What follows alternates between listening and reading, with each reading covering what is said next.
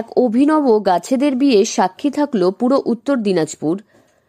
যেনতেন প্রকারের নয়, রীতিমতো মহা ধুমধামের সঙ্গে এদিন বট ও পাকড়ের বিয়ে হল কালিয়াগঞ্জ ব্লকের ভেলাই গ্রামে। বিয়ের আসরে ছিল পুরোহিতের গম্ভীর মন্ত্র উচ্চারণ, সঙ্গে সানাইয়ের সুর। ছাদনাতলা ঘিরে কয়েকশো নিমন্ত্রিতরা এদিন এসেছিল এই বিয়েতে।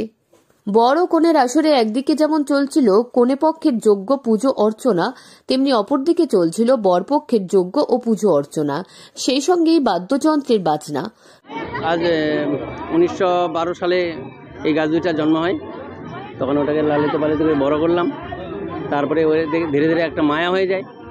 তারপরে জন্মদাতা না হলেও কর্মদাতা হিসাবে, এবং গাছ মানে প্রকৃতি, প্রকৃতি মানে ভগবান, এই মনে করে আমার একটা অভিপ্রায় হয়, আর আমি গাছটার বিয়ে লাগাই। শুভ বিবাহ বন্ধনের আনুষাঙ্গিক জিনিসপত্রের মধ্যে ছিল কলার ছড়া, শাড়ি, ধুতি, লুঙ্গি, গামছা, লাল শালু কাপড়, পান, সুপরি, সিঁদুর, পৈতা, মালা, কনের জন্য প্রসাধন সামগ্রী, মিষ্টি, হলুদ, নারকেল, ছাতা, বরকনের পাদুকা থেকে বহু আসবাবপত্র।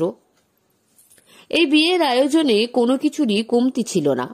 বট ও পাকড়ের এই শুভ বিবাহ বন্ধন দেখতে এদিন এলাকার হাজার হাজার মানুষ ভিড় জমান। এই বিয়ের অন্যতম উদ্যোক্তা ছিলেন ললিত ঘোষ। বিয়েবাড়িতে ডেকোরেশন থেকে শুরু করে গান বাজনার মধ্য দিয়ে বট ও পাকড়ের বিয়েতে ভুরি ভোজেরও সমস্ত রকম ব্যবস্থা করেন ললিত বাবু। আপনার নাম? বাবলু ঘোষ।